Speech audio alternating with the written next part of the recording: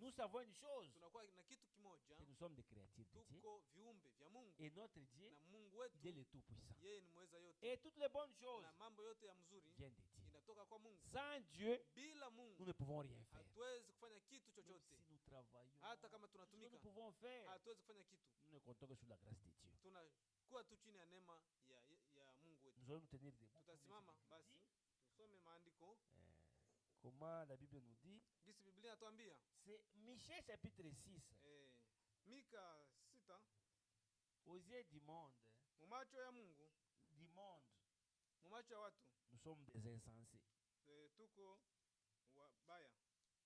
Hatuna akili. C'est ça. C'est comme ça que les païens nous considèrent. Ndio vile wapagani wanatuhesabia. Ils passent leur temps à l'église. Wanapoteza muda yao wakienda ukanisa.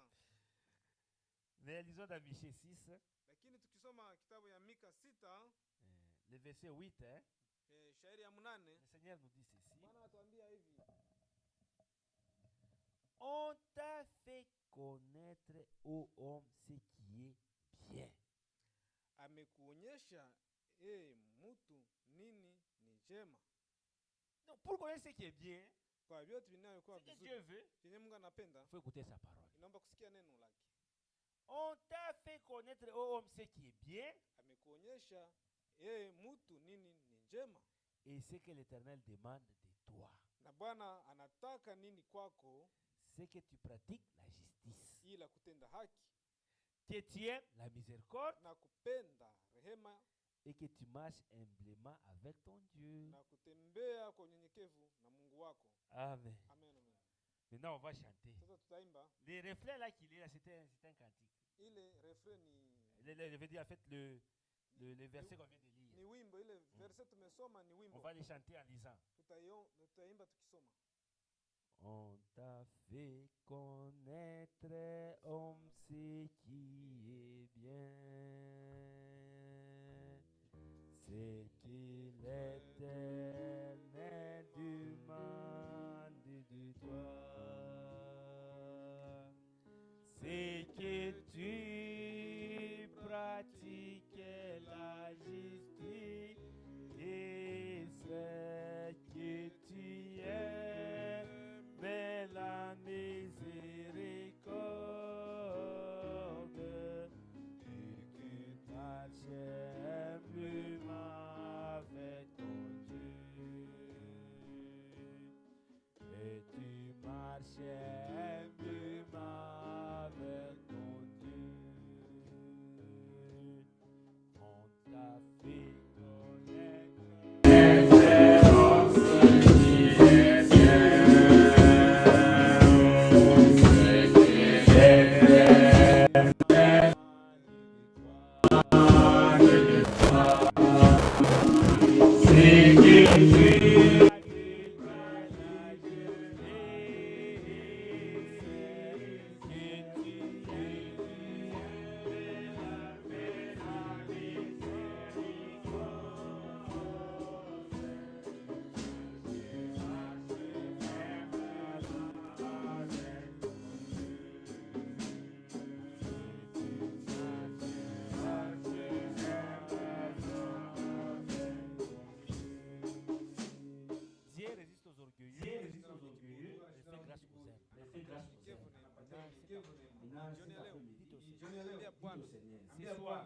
ce soir, j'étais au bout. Ninakuheshimu. Ninakuomba usikilize maombi yangu. Tu es malade. Kama unagonjwa, dis à Dieu. Ambia Mungu. Moi je t'ai honoré cet après-midi. Mimi nimekuheshimu jioni ya leo. Avec ma maladie. Pamoja na magonjwa yangu, dans ta présence. mbele yako. Je crois que tu es le guérisseur. Guéris-moi. Guéris-moi. Il y a un problème. Dis à Dieu. Je t'ai honoré. Cet après-midi. Cet après-midi. Honore-moi. Accorde-moi solution. Mungu anakuwa na masikio. Mungu anakuwa na masikio. Anasikiliza. Cet après-midi. Cet après-midi. Jioni ya leo. Atasikia maombi. Aje tu l'as honoré. Prions ensemble. Prions ensemble. Seigneur, notre Dieu, nous te disons merci.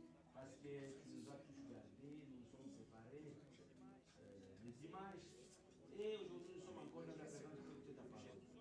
Seigneur, nous sommes ici non pas pour honorer un homme, mais pour s'honorer. Toi, tu es le Dieu qui résiste aux gens qui sont orgueilleux. Nous te prions, Seigneur.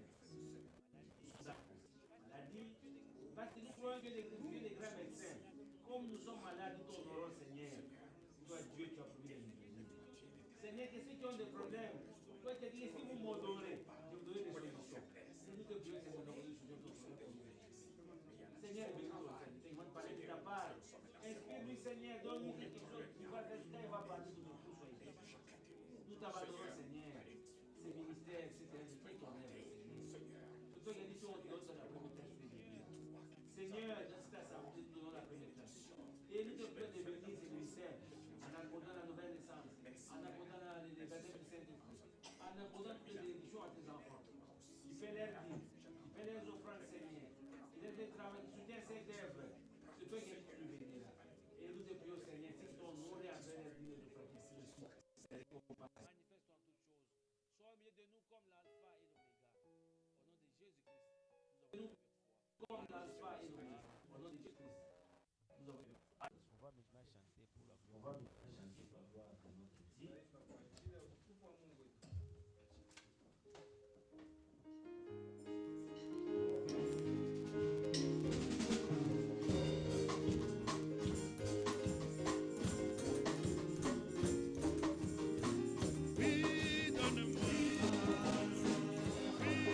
Donne-moi,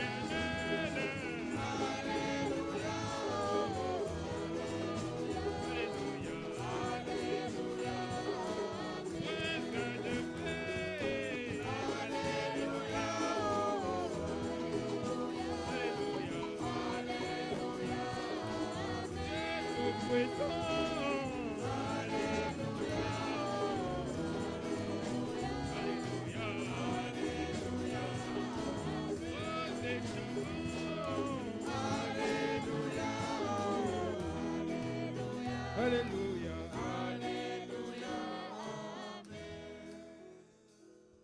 Que le Seigneur vous bénisse. On va inviter les prédicateurs. Tutaalika mhubiri Chako tumaini sina ila damu yake Bwana, sina wema wa kutosha, dhambi zangu ziosha.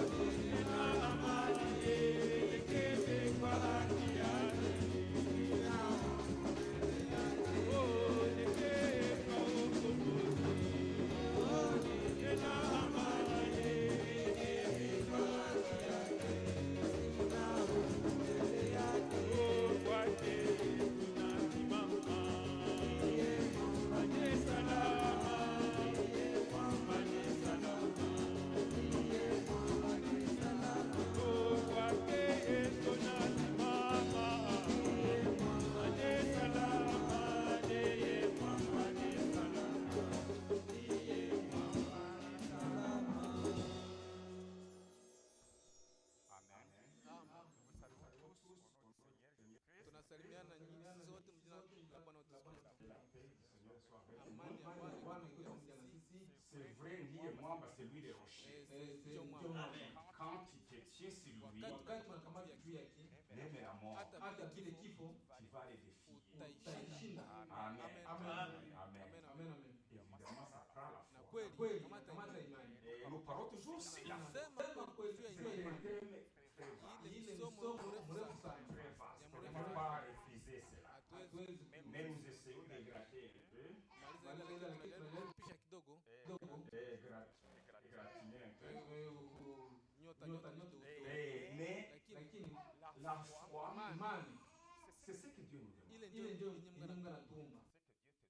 Ce que Dieu te demande, Ile ndio yenye Mungu c'est ce anakuomba. qu'il me demande, Na ndio yenye ananiomba ce vile. qu'il demande aux Na enfants, ndio vile anaiomba kwa aux watoto, parents, kwa wazazi, aux grands na comme aux petits. wakubwa na wadogo wote. Rien d'autre. La Kila mtu. foi en sa parole, Imani ndani ya neno, pas dans autre chose. hapana ndani ya La kitu foi en kingine. sa parole. imani ndani ya neno lake. Amen. Amen. La fois passée, pour un rappel, Imani avant de continuer, nous avons vu d'abord la foi c'est le fondement tunaona kama imani ni sur msingi lequel il faut bâtir. yenye unapaswa Avant kujenga. de bâtir une ndani. maison, on fait toujours le fondement. Mbele ya kujenga wanafanya Et msingi là, tu bâtis dessus. na pale unapandia pale. Et nous avons vu comment l'apôtre Paul, Tuliangalia gisi mtume il Paulo a posé les vrais fondements. aliweka msingi mzuri Savoir Jésus-Christ. ya kujua Bwana wetu Yesu Kristo. Et puis la fois passée, Na- la semaine passée, le dimanche Juma passé, iliyopita nous avons vu comment nous pouvons tuliona ya kama namna gani utiliser notre foi tunapashwa kutumikisha imani yetu pour notre croissance kwa spirituelle, kuweza kukomala yetu ya kiroho, notre Na- prospérité spirituelle, maendeleo yetu ya kiroho notre maturité spirituelle, na kukomala yetu ya kiroho notre force. na nguvu Même la zetu, force, c'est na par hata la foi. nguvu kuzipata ni ndani ya Les imani, muscles na mishipa spirituels, ya c'est kiroho par la foi. ni Amen. kupita ndani ya imani.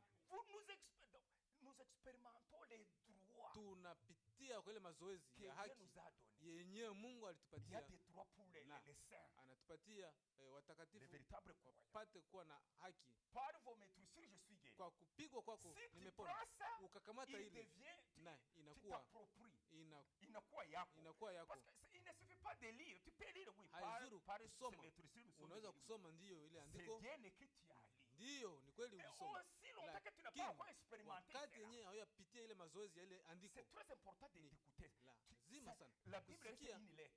Juu Biblia ni sawa Parce que- barua, Tous lisent cette Bible, non? wote wanasoma Les Biblia, Mormons, les Bamormon témoins de na Jéhovah, batemwe de même les Jehova catholiques, na bakatolika même les, wote, je sais pas. hata na watu Ils lisent wote cette Bible. wanasoma hii kitabu, Mais pourquoi lakini kwa nini ils ne sont pas comme nous? hawako kama sisi? Pourquoi Ni malgré cela, japo hiyo ils disent que wanasema kama Dieu c'est le Dieu du passé? Mungu ni Mungu Il ne peut pas faire des aliyepita, miracles aujourd'hui. hawezi kufanya miujiza leo Parce qu'ils n'ont pas la révélation. kwa sababu hawana ufunuo. Donc, et la révélation que nous avons plus Ufunuo que, yenye tuko nayo ya c'est quand Dieu zidi lui-même, yao ni kwa sababu il Mungu t'ouvre les yeux. wanakufungua macho. Quand tu lis, Wakati unasoma tu comprends, unaelewa tu expérimentes na cela. unapita ile Alors, mazoezi ile, quand tu vis cette na parole, wakati unaishi ile tu neno l'expérimentes na unaiishi par la foi. kupitia Cette imani, parole n'est ile plus, elle n'est plus une lettre dans la ile, Bible. ile neno haiko Mais tena elle andiko ndani ya devient Biblia, une partie de lakini toi. inakuwa sehemu yako ndani yako. Est-ce qu'on se comprend là? Tunaelewana? Je ne sais pas si c'est quoi. Sijue kama Je sais pas. tunaelewana. Que le Seigneur nous aide. Mungu Donc, quand atusaidie. nous faisons des expériences Wakati bibliques, tunafanya mazoezi ya comme kibiblia, nous allons voir les kisi Samson, tutaona wa Samson, les ba- Shamgar que je vais vous ba- montrer, et les autres, na wengine ils ne sont pas restés dans la lettre. hawakubakia Ils ndani ya ont maandiko, expérimenté ce que Dieu a dit. walipitia ile Et mazoezi il yenye dit, Mungu par alisema, mes soucis, je suis guéri. na Maintenant, kwa kupigwa kwako pour nimepona. que cette parole Kusema devienne ile andiko vivante ikuwe iishi en ndani yako, toi, ndani yako, il faut que tu tombes naomba malade. ugonjwa kwanza, Et que par la sasa foi, kupitia imani yako tu demandes na à Dieu de te uombe guérir. Mungu akuponeshe. C'est ça. Ile Lui, il a déjà guéri. Il nous a Ndi. déjà guéri à la croix de Golgotha. alishatuponesha Donc, pale ça reste msalaba une Golgotha. promesse. Ni kusema Mais il kunabakia faut tu que cette ahadi. promesse Inaomba devienne tienne. ile ahadi ikuwe yako Devienne mienne. na ikuwe yangu Amen. vile. Amen. Par expérience. Kwa kupitia mazoezi.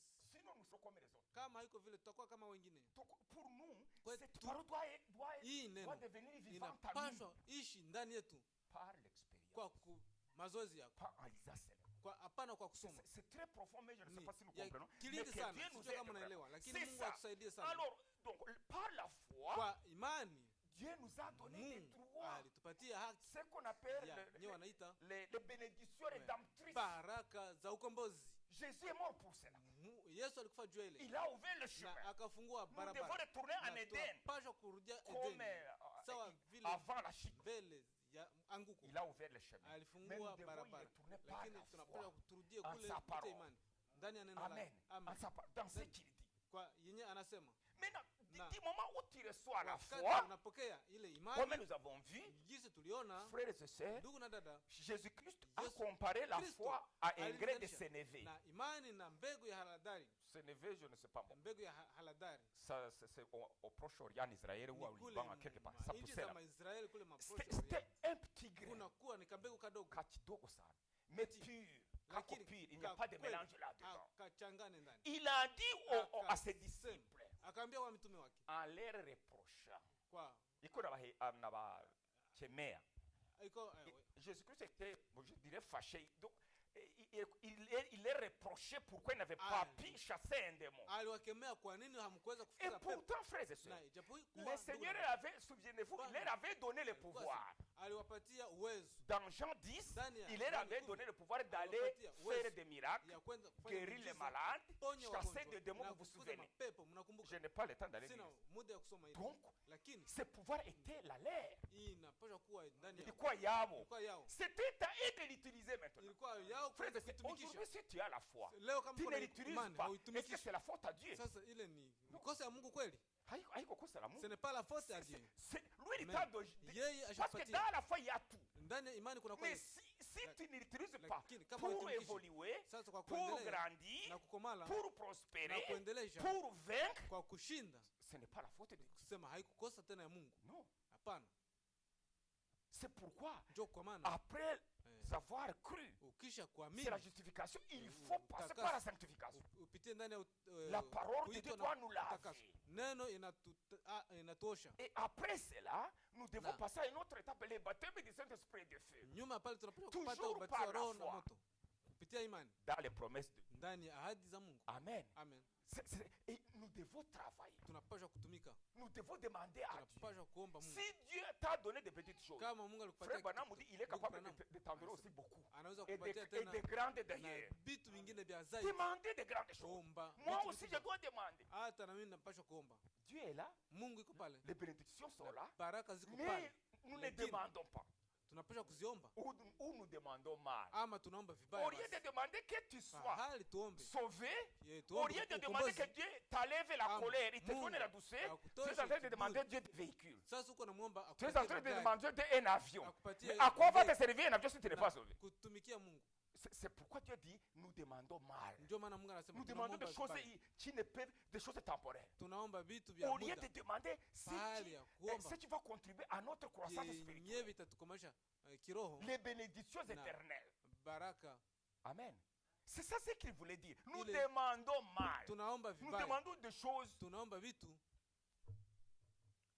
Tu peux demander par exemple, Unaweza kuomba mfano tu demandes à Dieu, mettons, tu es jeune, uko kijana tu demandes Seigneur, je vais me marier. J'ai unaomba besoin Mungu, d'une sœur. ninapenda nipate mke mchumba, Mais tu n'as pas encore même construit une maison. na hauya kuwa Tu kujenga n'as hata pas de nyumba, travail. hauna na Est-ce que kazi. tu es en train de bien demander? Sasa uko naomba Quand mzuri le kweli. Seigneur te regarde, il dit, Wakati Mungu regarde. anakuangalia, angalia, asema Et Dieu ne angalia, peut pas te donner ça. Mungu hata kupatia ile.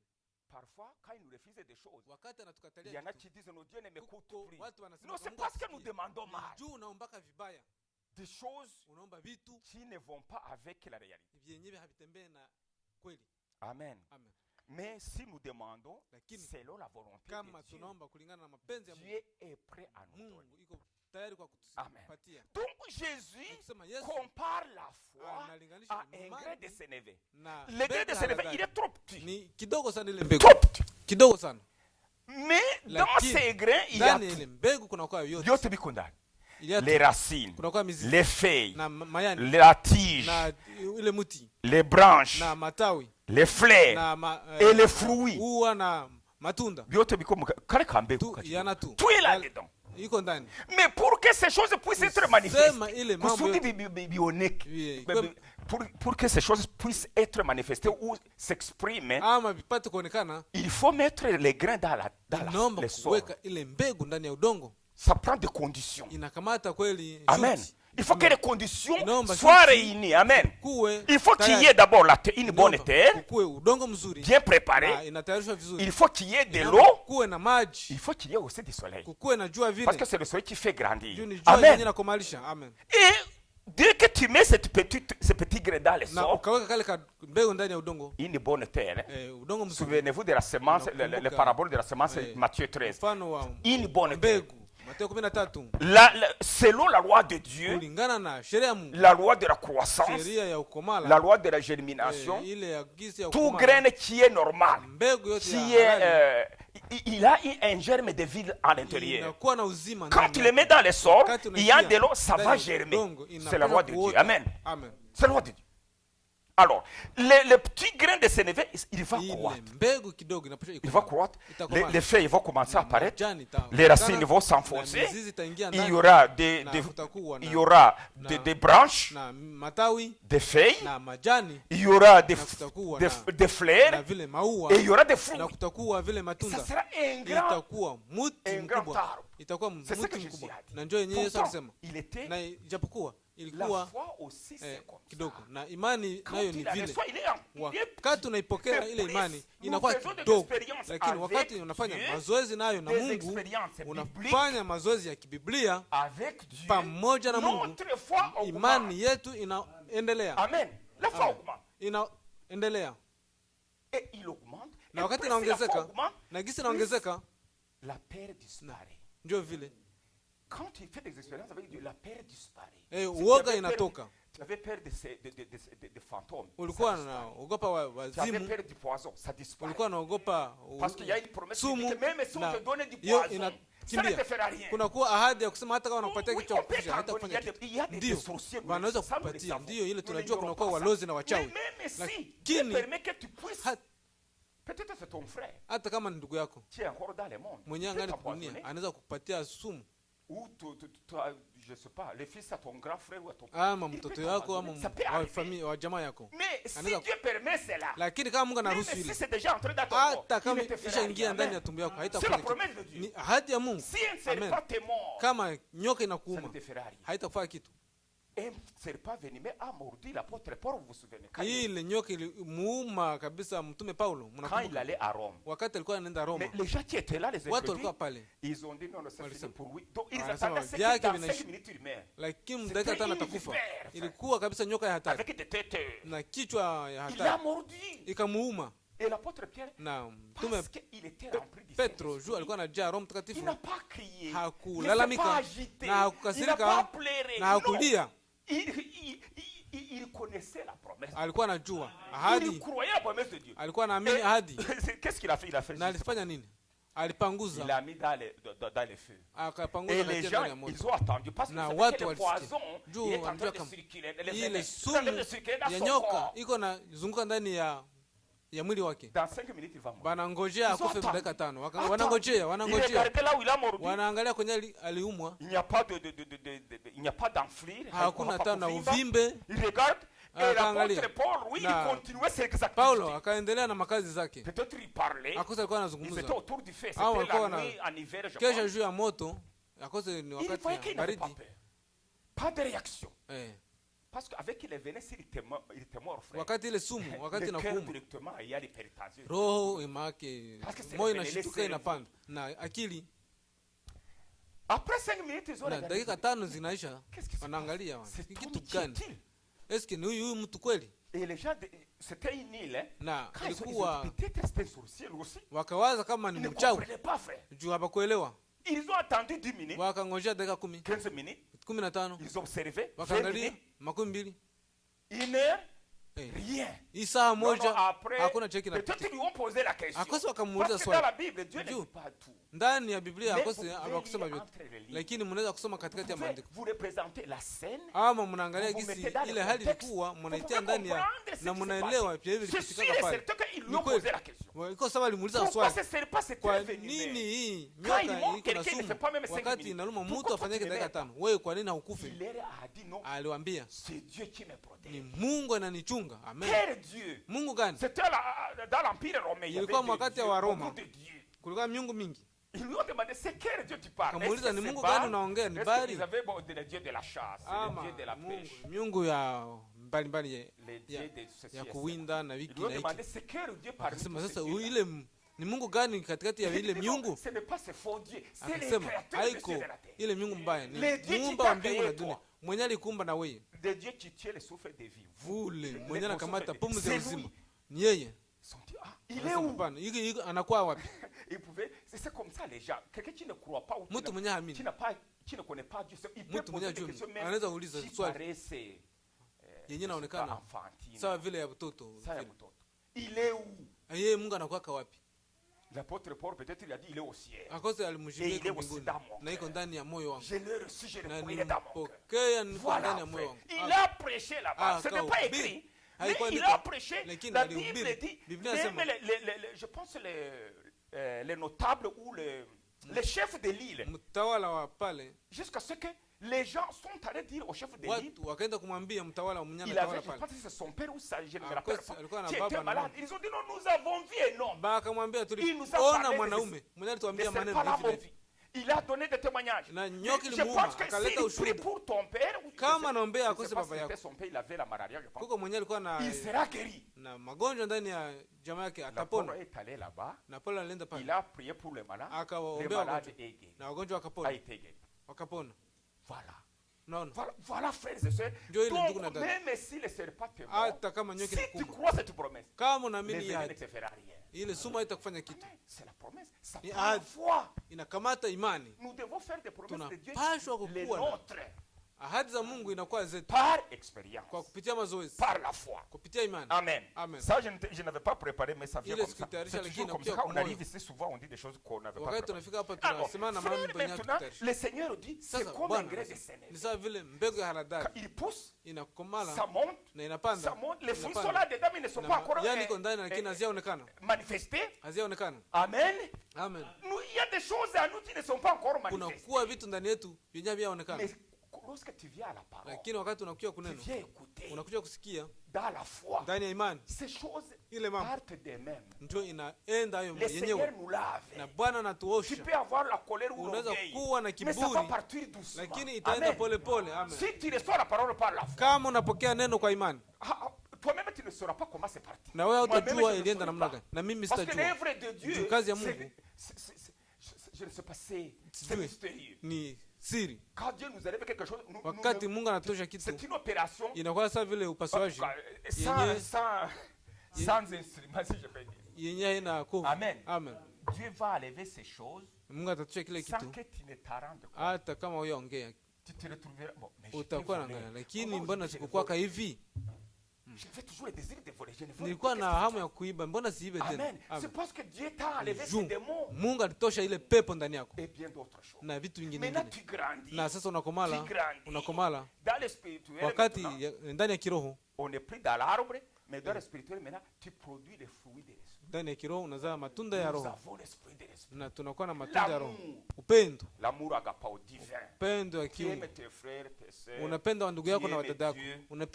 Ça se manifeste. On peut le lire en toi. Qui a la longanimité. Qui a la patience vis-à-vis des promesses de Dieu. Même si ta chère épouse est malade, prie, une semaine ça ne marche. 2 semaines ça ne marche. Au contraire, ça s'empire. Mais un enfant de Dieu qui a grandi, qui a les fruits de l'esprit, ça ne va pas le troubler dans les moyens du monde. Non. Parce qu'il sait que Dieu finira par lui donner la vie. Dieu ne peut pas laisser Satan prendre le dessus, non.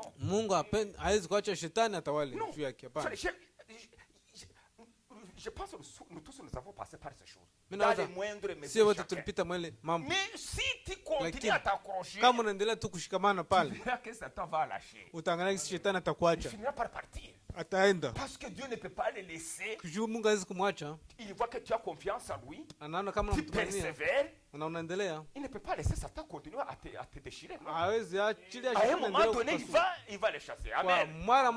Et tu vas dire à Dieu, Dieu a vaincu. Le Seigneur a vaincu. Même la mort. Nous allons voir cela. Et à ce moment-là, tu peux témoigner parce que cette parole est devenue vivante en toi. Tu l'as vécu. Voilà. Amen. Donc, quand les apôtres n'ont pas pu, les disciples, pas les apôtres, ils n'ont pas pu chasser ces démons, ce n'était pas la faute du Seigneur. Il leur avait donné le pouvoir, mais ils ne savaient pas comment. C'était leur faiblesse. C'est pourquoi il a dit, gens de peu de foi, combien vous supporterez. Combien vous supporterez? Nitawavumilia mara ngapi? Nilishawapatia pouvoir. Je vous ai donné le pouvoir. Pourquoi vous ne l'utilisez Kwa pas? nini hamuitumikishe? Aujourd'hui, l'église nous Leo il a dit, kanisa alisema allez prêcher dans le monde. mwende mhubiri ndani ya Celui dunia qui yote. croira sera sauvé. Anayeamini na Sera kubatizwa baptisé au nom ataokolewa. du Seigneur Jésus-Christ. Atabatizwa mjina la Bwana Et Yesu voici les Kristo. miracles qui accompagneront ceux qui Tazama auront alama zitafuatana na wao wanaoamini. cru. Mais si les miracles nous accompagnent, Sasa kama alama si inatufuata les malades ne sont pas guéris, na kama wagonjwa wakupona, c'est qu'il y a quelque chose qui ne va pas. kusema kuko kitu chenye Mais kitembea. pas à Dieu, mais à Hapana nous. kwa Mungu, lakini C'est ndani peut-être yetu. que nous ne croyons pas. Ama hatuamini. Ou la personne qui n'est pas guérie, il ne croit pas. Ama mtu mwenye Parce que tout kupona ce que nous recevons, c'est hayaamini. sur base de la foi. Juu vyote vyote Soit tunapata ni nous ne kupitia croyons imani. pas, ou la personne ne croit. Ama si hatuamini ama ule Mais haamini. Dieu, lui, il nous a déjà Lakini donné tout. Mungu ashatupatia yote. Frères et sœurs, Ndugu na dada, nous devons réclamer nos droits tunapaswa kuomba haki yetu que Dieu nous a donnés dans la vie. yenye Mungu alishatupatia. Amen. Amen. Et nous, à ce moment-là, nous grandissons. Na kwa ile wakati tunaanza komala, Nous sommes forts spirituellement. tunakuwa nguvu ndani ya kiroho, Il n'y a plus de peur en toi. na hakuna tena uga ndani Il n'y a yako, plus ceci et cela. na hakuna kitu na Même kitu. si Satan t'attaque, Hata shetani anaweza tu n'es kukushambulia, pas stressé, tu ne t'agites hauna pas. mafikiri au Tu restes huzunike, tranquille. unabakia kimya, Et na ta confiance repose en Dieu. tumaini yako unaiacha kwa Mungu. Tu comptes sur Dieu, Unatumainia Mungu, pas autre chose. hapana kwa Même Mungu. si les médecins peuvent dire non, c'est une maladie mortelle, il va mourir. Non. Watasema wewe ni Tu magonjwa dis le itamuua. Seigneur m'a guéri. Utawaambia Bwana Ce n'est pas shaniponesha. facile, mais c'est la foi. Haiko nguvu, lakini Quelqu'un qui est kupitia comme imani. ça, Dieu va l'honorer aussi.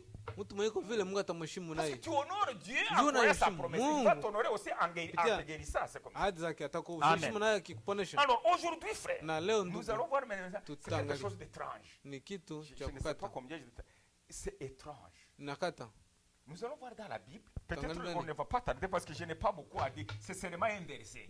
Sitachelewa Imaginez. kidogo. Mais je vais vous montrer un homme dans la Bible Shairi moja nitawaambia. qui était un homme comme toi, comme moi, Ni mtu alikuwa sawa wewe na mimi. mortel, Alikuwa amekufa pécheur, na dhambi paysan, Na- tu n'as même pas étudié, na mwenye kusoma, mais tu as fait de grandes choses. lakini mwenye alifanya mambo mengi. Comment il a fait ça? Alifanya makubwa Tu namna peux te gani? demander, te poser la question. Akose uliza Alifanya namna gani? alifanya namna gani? Alors ça doit, la Bible dit, imitez leur foi. Biblia inasema tuige imani yao. C'est ça. Ceux qui nous ont précédés, Wenye les walitangulia, témoins de la Bible. mashahidi Ils wa avaient la Biblia même foi que nous autres. Amen. walikuwa na imani C'est sawa sie. la foi transmise aussi une fois pour toutes. Imani C'est inayotolewa ce que mara dit moja, Jude, les frères de mara Jude. moja kwa wote. Biologique, je vais dire. Il dit, Anasema combattre pour la foi transmise au sein une fois pour toutes. pigana juu ya imani Donc la yako foi qu'avait iliyotolewa mara Abraham, moja c'est la kwa même foi que wote. tu as. La foi qu'avait Ile Job, c'est la même imani foi ya que Yobu tu yenyewe as. alikuwa La nayo foi ndio ile qu'avait ile Noé, yako, c'est la même foi. na ile imani ya Yona Esaïe, ya Moïse, Isaya, ya David, Musa, c'est la même foi. Amen. ni ile imani Est-ce que vous moja. croyez cela?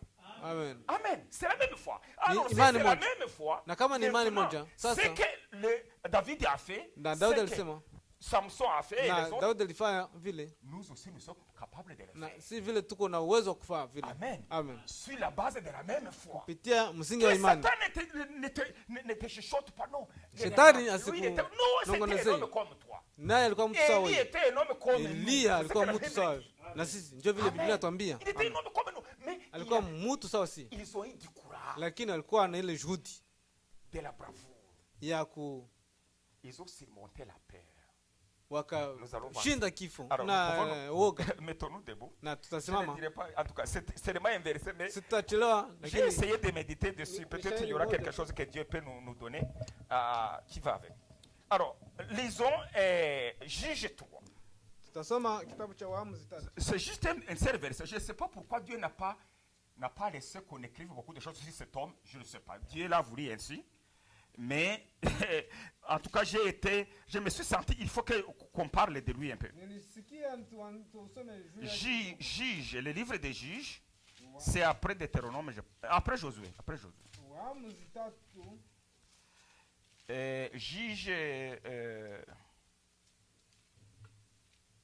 Juge chapitre 3. Juge chapitre 3, verset 31.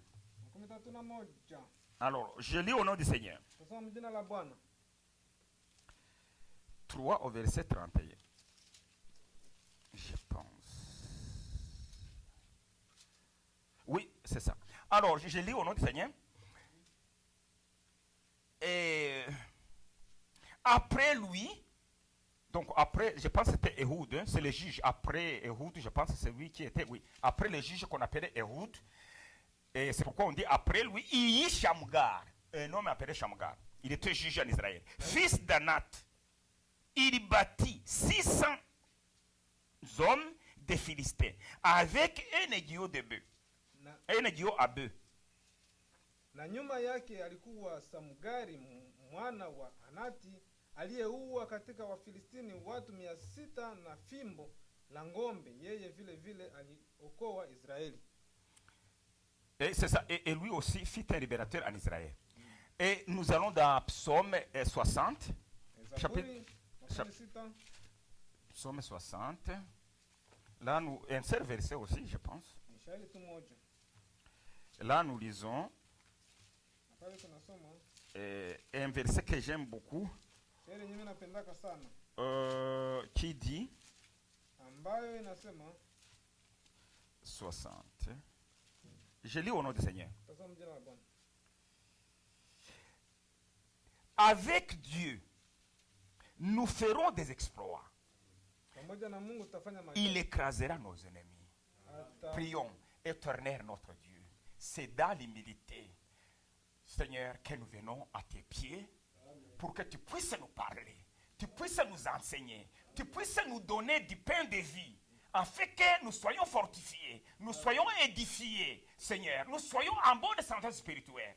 Merci de nous avoir donné tous la santé de travailler toute la semaine et aussi de nous avoir donné l'amour de venir ici. Malgré la fatigue, malgré beaucoup d'autres activités, nous les avons laissées et nous sommes venus ici, Seigneur. Amen. Alors si nous t'avons honoré, honore-nous aussi, Seigneur, en nous donnant chacun le pain de vie. Merci, Père. Nous croyons que tu nous donneras même au-delà de ce que nous pouvons avoir dans le précieux nom de notre Seigneur Sauveur Jésus-Christ. Amen. Amen. Nous pouvons nous asseoir. Voilà, bien-aimés frères et sœurs. Je ne sais pas si je n'ai pas beaucoup à dire, mais cet homme, ce qu'il a fait m'a beaucoup interpellé. Shamgari, il était un juge. alikuwa mwamuzi. Dieu l'a élu juge en Israël. Mungu alimchagua mwamuzi kule Israeli. Yeye ndiye alikuwa mwamuzi. Dieu travaille avec des hommes. Amen. Mungu anatumikaka na watu. Et il était paysan, c'est ce que la Bible nous dit. Na alikuwa kusoma. Wakati il y a des indices qui peuvent nous dire, quand tu lis la Bible, wakati tunasoma quand Biblia, tu es attentif, kama unakuwa makini, tu peux voir des choses. Ndani ya mambo unapaswa angalia. La Bible nous dit, quand il parle de guillot de bœuf, wakati le bœuf c'était un animal. Wakati anasema et je ne sais pas si je peux dire une vache mâle, les mâles d'une vache. Fimbo la ng'ombe. Donc il était un paysan. Alikuwa tu mtu wa kusoma. Et dans le temps, na kwa ile wakati les gens labouraient la terre avec des bœufs. Walikuwa wanalima na mangombe. Alors ils attachaient un joug. Walikuwa wana joug, je ne sais pas comment on peut le dire. Ce sont des morceaux d'arbres ici. Sawa vile kipande ya muti. mti. Même Jésus apparaît du joug, hein? Mon joug est léger, vous souvenez. Donc on attachait des morceaux d'arbres ici. Walikuwa nafunga miti mbili sawa pale. Deux bœufs étaient ensemble ou un seul bœuf. Na ngombe mbili zinabeba pamoja. Après on attachait, je pense, une corde. Kwa sababu kishafunga pale. Et sur la corde il y avait un morceau de bois. Na pointu. Un morceau de bois pointu comme ça. Pande cha muti chenye kinachongwa. Yves. Comme ça.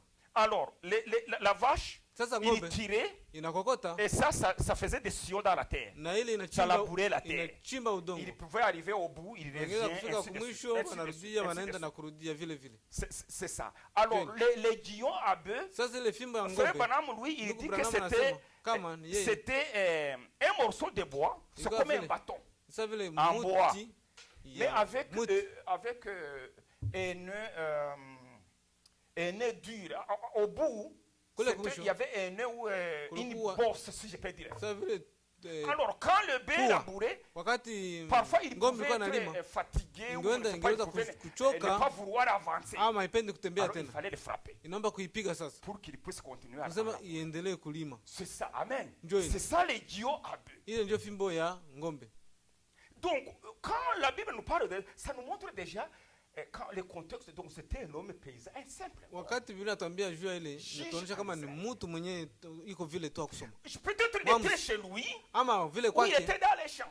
Kosa alikuwa ndani ya On ne shamba. nous dit pas grand-chose là où il Hapakuwa est. anamwambia vitu vikubwa On ne vikubwa. dit pas grand-chose. Hapawaseme vitu Mais vya on nous mingi. parle seulement Lakini wanatuambia que quand il était là, wakati alikuwa pale, ces choses se sont ile passées, frères et mambo sœurs. yenye C'est très ilipitika pale important. ni ya lazima sana. Si vous lisez la Bible, Kama tunasoma Biblia, les chapitres précédents, ile shairi ya la kufuata, Bible nous dit après la mort de Josué, nyuma ya kifo cha Yosua, toutes les générations qui avaient vu les miracles de Dieu, vizazi vyote viliona qui avaient vu miujiza ya Yesu, la puissance de Dieu en wakati action, waliona nguvu za Yesu, tous étaient morts. wote wakakufa. Et la nouvelle génération, Na kizazi c'était kipya déjà qui ne savaient pas. ni watu wenyewe walikuwa Comment hawajui combattre? namna vile ya kupigana, Ils ne savaient pas, walikuwa hawajui ils ne savaient rien de Dieu. Walikuwa C'est ce que hawajui la Bible dit.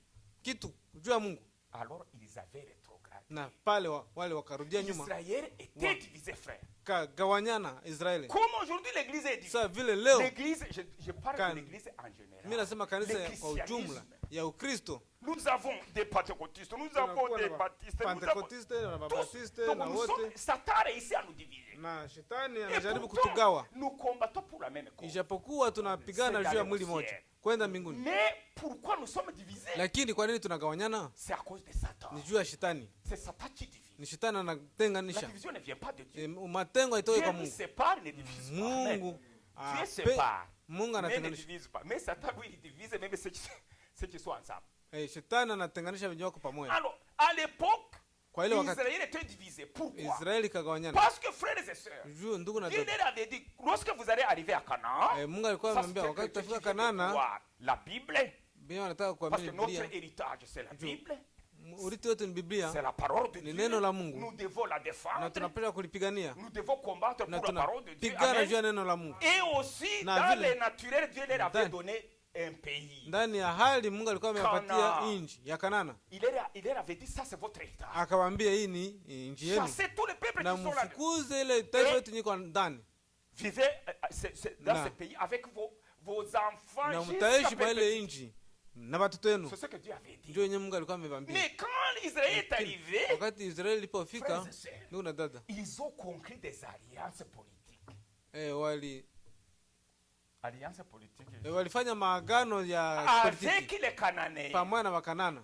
Lisez la Bible. Msome Biblia. Les chapitres qui précèdent. Ile D'ailleurs, les shairi chapitres yenyewe précèdent. Et ça les a affaiblis. na iliwa Frères et sœurs, la Bible nous dit quel rapport y a-t-il entre Béliar et Tiango? Biblia inasema Un croyant et un incroyant. ni patano gani Yapata. pamoja na Mkristo na mwenye Quel rapport y asiamini, a-t-il entre Christ et Béliar? ama Kristo na Beliali kuna upatano gani? Nous sommes un peuple de Dieu, nous sommes à part. Tuko taifa la Nous ne Mungu, devons pas nous tuko mélanger fasi avec les autres. ingine, hatuwezi Même si kuchangana pamoja na nous wengine. avons les mêmes dieux, Hata non. kama wanatuambia tuko na Mungu Même si pamoja le sawa peuple sawa, dit, non, nous n'avons pas les mêmes dieux, n'acceptez pas ça. non. hatuna Mungu Nous n'avons mmoja pas sawa, les mêmes. usikubali ile, Nous ne hatuna croyons pas la même chose. na hatuamini Nous n'avons pas mambo les mêmes moja doctrines. na hatuna mafundisho Bien que moja, nous utilisons tous la Bible. hata Mais kama nous ne tunatumia sommes pas Biblia, les mêmes. Amen. lakini hatuko C'est très wamoja. important. Ni Sinon, ya tu peux lazima. tomber dans un Kama piège. iko vile utaanguka ndani ya mtego Israël était divisé. Ils sont wakagawanyana, arrivés. na Je peux voir les Cananéens qui leur disent, écoutez, nous sommes les mêmes, non? wakakosa Wakanana walikuwa nawaambia C'est tuko comme wamoja, tu peux arriver dans Sasa un vile bar, unaweza fika kule mbara. unatumika na watu, tes collègues. ama unatumika na watu, Banaanza kukwambia, commence à te dire ukuye tuende quelque part. venez on va aller quelque part, Mnaenda wapi? Non, nous allons voir où est-ce que quelqu'un. vous allez? Kumbe Tunaenda ona wanaenda mtu, mubar. mkumbe mnaenda mbaya Banaingia una wewe unawafuata. Banaingia anasema na wewe unaingia. Tu es chrétien, hein? Oui, uko chrétien. uko Mkristo ama Après wanasema Mkristo, unaweza kamata kabla. Unasema non, moi je ne bois tu pas. peux prendre La bière. Non, non, non, juste prends seulement un verre. kamata tu kavere kamoja Tu tu, prends un verre. unakamata kavere kamoja Voilà. kapombe, C'est doucement. pole pole vile, Les Cananéens les ont approchés. na Wakanana wakawakaribia, Mais non, nous avons un autre Dieu, nous sommes circoncis, nous Pia sommes na sisi différents. tushatahiriwa, Eh bien, tuko na non, Mungu oublie ça, wetu. c'est le même Dieu qui ah nous a msao créés ile ni tous, ule Mungu Soyons matupatia ensemble. vyote, tukae pamoja, ayons la paix, ne nous combattez pas. tukuwe na Pourquoi amani, vous combattez? tusipigane. Frère, ils ont oublié les promesses de Dieu. Na wakasahau Ils ont ahadi za oublié la Mungu, parole de Dieu. wakasahau neno la Mungu. Amen. Amen. Et puis ils ont conclu des Na alliances. nyuma wakapana maagano ya Nous kipolitiki. vivons en paix. Tunaishi. Wakaacha Bakanane, Dieu leur avait dit de les chasser. Mungu alikuwa Waliwacha. amewaambia wafukuze, On les a laissés. wakawaacha vile, On les a laissés. dans le pays. wakawaacha vile. de telle manière que bakanani balikuwa sawa pa Quebec Levi kuko ba juif. Ni sawa vile pale Nafasi nyingine ba juif. nafasi nyingine wa Yahudi.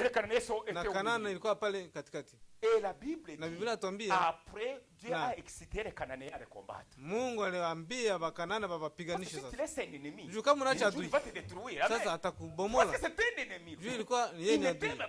Hakupendi. Ikana kunana na kubembeleza mais ne t'aime pas.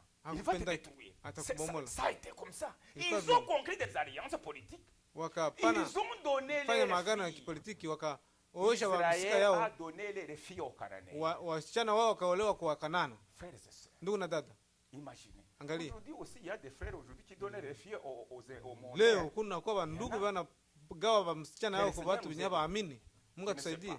Là je ne parle peut-être je ne peux pas parler ça aujourd'hui mais leo sitasema kwa nini lakini il y a des pièges là. Lakini mule mnakuwa mitego. Alors non seulement Israël a donné les filles aux fils des Cananéens. Israeli patia wasichana wao. Mais aussi wasichana wa Kanana na les fils d'Israël aussi. Wana wa Israeli. Ils ont pris les filles cananéennes. Wakakamata wasichana wa Israeli. Banajimélanger. Wakachangana. Ils se sont mélangés. Il y en a d'autres qui ont laissé d'adorer les dieux d'Israël. Ils ont adoré les Baals. Baals, ce sont les dieux, on les appelle. Il y avait différents dieux, mais les noms c'était Baal. Ils ont oublié l'éternel. Parce que maintenant vous nous avez donné vos filles. Mais vous pouvez adorer aussi nos dieux. Ils ont invité pour leur fête. Et ils y allaient. Et avec ça, Israël a été affaibli. Na Israeli ilizofika ikakuwa wazaifu. Gisi leo kunaona kanisa inakuwa dhaifu. Ninasema kanisa kwa ujumla. Pembeni ya ile yote Dieu se réservait toujours un petit reste. Mungu ana baki tuna mabiko kidogo. C'est Shamgar dont nous parlons ici. Ule Shamgar il était là, peut-être il avait sa famille et d'autres petits moyens à côté. Mais les autres étaient déjà loin de Dieu. À cause de ces divisions. La division affaiblit. Si un peuple est divisé, kama taifa imegawanyika ni kusema imekuwa wazaifu na adui anaweza kuingia. Kama nyumba imevunjika, uko na mke wako, hamsikilizane. Dis-moi comment la maison va tenir. Mniambie kama ile nyumba yenu itakamata namna gani? Ça ne peut pas tenir. Haiwezi kuendelea. Na maombi itakuwa ngumu. Ama mtengeneze ile mambo basi. Sinon Dieu va s'écarter un peu. Kama iko vile Mungu ataenda pembeni na watu. Na je ne sais pas quelle affaire. Je ne sais pas l'affaire, ça peut être beaucoup de choses. Mnaweza kuwa na vitu ya kutengeneza. Lakini si une maison est divisée, kama nyumba imegawanyana, ile nayo haitakamata. Yesu alisema il faut qu'il y ait une unité. Naomba kukue moja. Plus vous êtes divisés, gizi mlishagawanyana, le père ne s'entend pas avec sa femme, mke na bwana wasikilizane na watoto, na shetani anaingia mule katikati. Avec ça vous ouvrez les portes. Kulingana na ile mnafungulia shetani milango na adui anaingia na ataanza kuwararua. Na ndio vile mnakuwa Israeli wakati dans le contexte dans lequel nous sommes en train de parler. Ile mfano yetu tunasema juu yake ilikuwa vile, lakini kulikuwa mabaki kama vile sisi tuko na mabaki, hata vile kuna kuwa mavurugo fasi nyingine, lakini Mungu alitupatia neema. Tulipata neno, ujumbe wakati tunakuwa na Mungu aliye hai.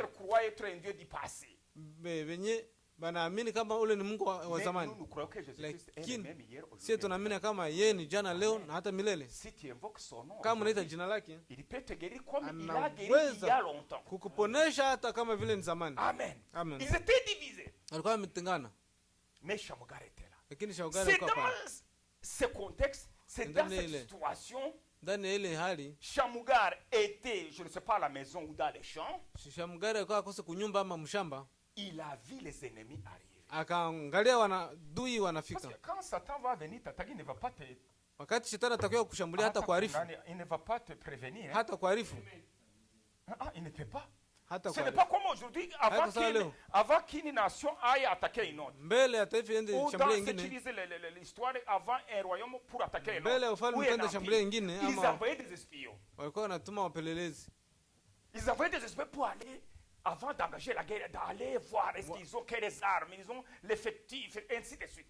À l'époque de Shamugai, il n'y avait pas ça. Amen. Il n'y avait pas. Wakati wa Shamugai ile mambo ilikuwa haiko. Il attaquait par surprise. Na adui alikuwa anawashambulia hapo hapo. En plus, Israël était divisé. Israeli ilikuwa imetangana. Shamugai était là. Shamugai alikuwa pale. C'est un chrétien qui est chez lui. Na yeye ni Mkristo mwenyewe alikuwa iko kwake. Il y a des choses qui lui arrivent. Na kuna kwa mambo iko namfikia. À la surprise, anakuwa pale. Shamugai il avait 600 Philistins. Shamugai akaona Wafilistini 600 armés jusqu'aux dents, frère. Na wanakuwa na jeshi kubwa. Ils avaient des armes. Walikuwa na des casques, des lances, des épées, peut-être des bottes, mishale na mipanga. Mais ils étaient armés. Lakini walikuwa na vala mzuri. Des armes. Walikuwa na masilaha. Lakini Shamugai yeye mwenyewe kusoma. Même une lance n'en avait pas. Hata na mkuki alikuwa hana. Alikuwa hana. Alors quand il les a vus venir, wakati aliona wanakuja, frères et sœurs, ndugu na dada, ici j'ai dit l'épreuve ultime de notre foi. Jaribu ni kipimo ya imani. Jaribu la nyuma.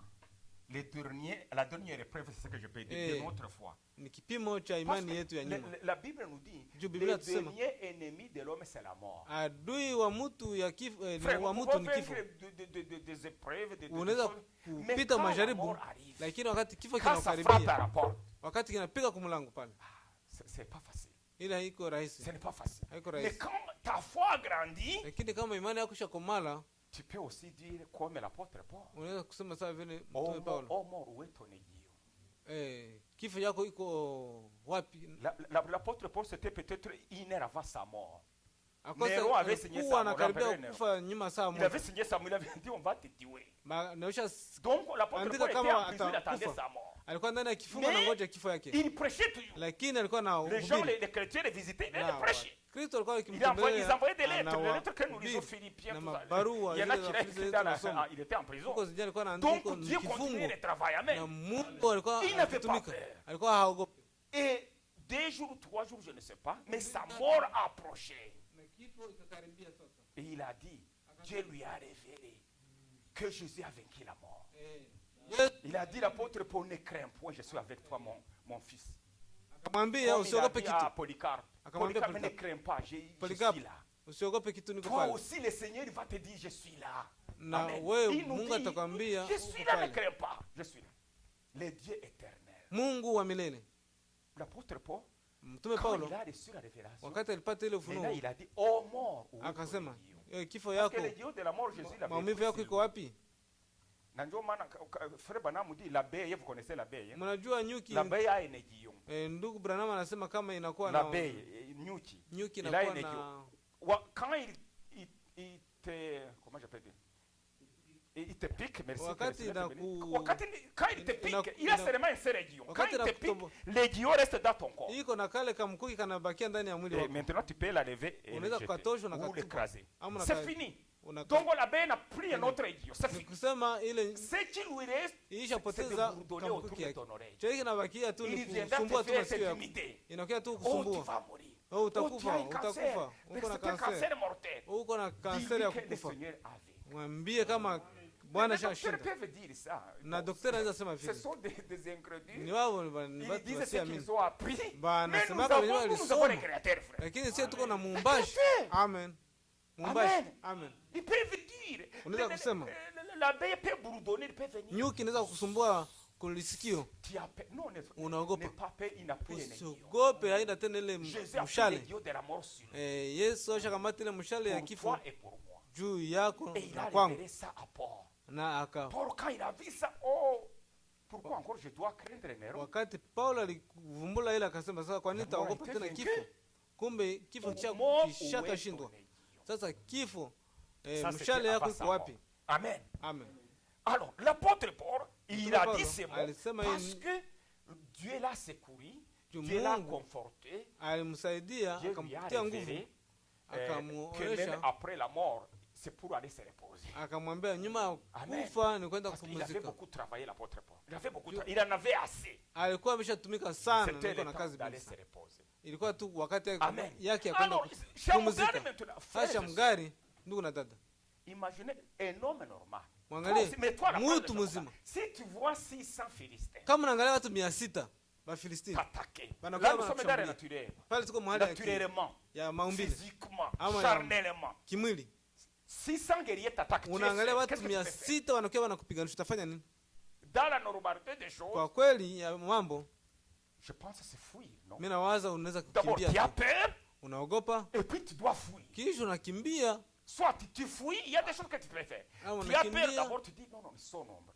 Même un homme, si fort soit-il, même s'il est puissant comme Goliath, mais avec 600, Hata kama Si mtu kuna nguvu attaque sawa za Goliathi, à la lakini fois, watu 600 les uns wakimshambulia kwa derrière les imani, autres devant les autres, Kwa mara comment moja. tu peux les vaincre? utabashinda namna gani? Watu 600. Là, je parle d'une manière charnelle. Pale niko nasema juu ya hali ya kimwili. Donc c'est impossible. Maana haviwezekani. Charnellement parlant, c'est Kwa impossible. kweli, haviwezekani. Alors, Shamugari, ce qu'il devait faire, s'il était un homme normal, Shamugari chenye un angeweza incrédule kufanya, qui ne croit pas, Mu- c'est sio soit amini. de fuir Ama kukimbia, ou ama de s'avouer vaincu kukaribia ushindi, et de lever les mains. na ananyanyua mikono yake. J'accepte de céder ma liberté. Anasema basi mimi nakubali J'accepte de mettre ma foi à terre. kuweka imani yangu chini J'accepte d'abandonner mon héritage. na kuacha urithi wangu, Vous pouvez prendre tout. ukabata yote.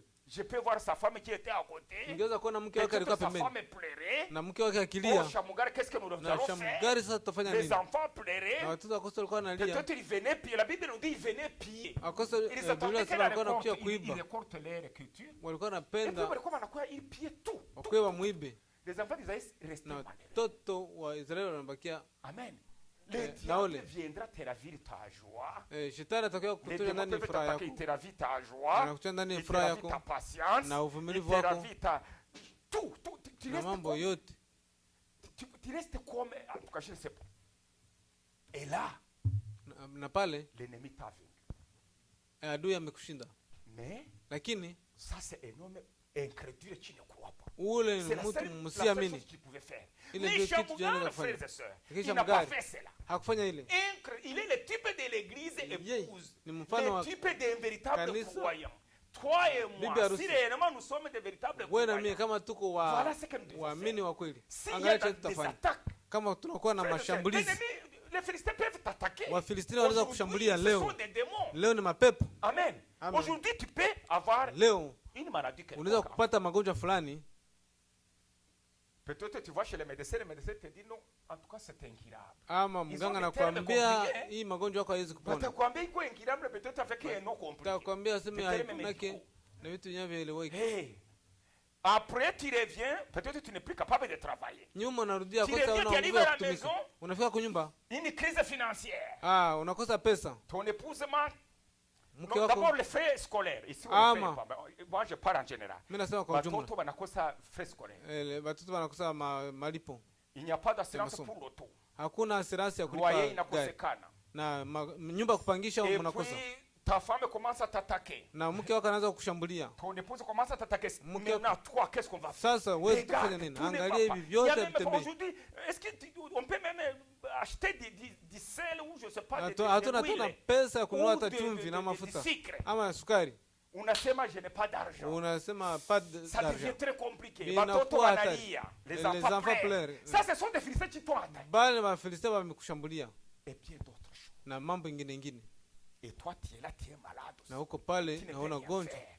hauna cha kufanya. Mais si tu es un croyant, Lakini kama uko frère, c'est msiamini, le moment de te mettre à genoux. kama uko mwamini, ni wakati wa kupiga magoti. Ne désarme pas. Usiache Ça, les silaha. Philistins t'attaquent, mais ne désarme, mais ne t'en fous pas. Wafilistini Défends ton héritage. wanakushambulia, lakini usiache silaha. Que Dieu t'a donné. Pigania imani yako yenyewe Mungu alikupatia. Amen. Amen. Résiste. Shindana. La Bible nous dit résister au diable. Biblia inatuambia tushinde shetani Avec une foi ferme. pamoja na Ce n'est pas facile. imani ya kufunga. Je sais, moi-même, ce n'est pas facile, mais Haiko avec rahisi, le courage, lakini avec pamoja na la juhudi bravoure que Dieu donne, na yenyewe Mungu tu anakupatia, peux t'en sortir. unaweza kutoka mwa ile hali. Amen. Amen. Rien n'est impossible à Dieu. Hakuna Non, chake rien n'est akiwezekana kwa impossible. Mungu. Donc, si tu ne parviens pas, c'est que ta foi a faibli. Kama ufikie kwenye Ce n'est pas la faute de Dieu, non. La main de Dieu n'est pas courte, c'est ce qu'il dit. mkono wa Pour Mungu sio sauver, mfupi, il n'est pas courte. haiko mfupi. Dieu n'est pas loin, il est. Mungu haiko mbali, Il suffit seulement d'invoquer son nom inaomba kuita tu jina lake basi et de persévérer. na Il kuendelea, va résoudre tes problèmes.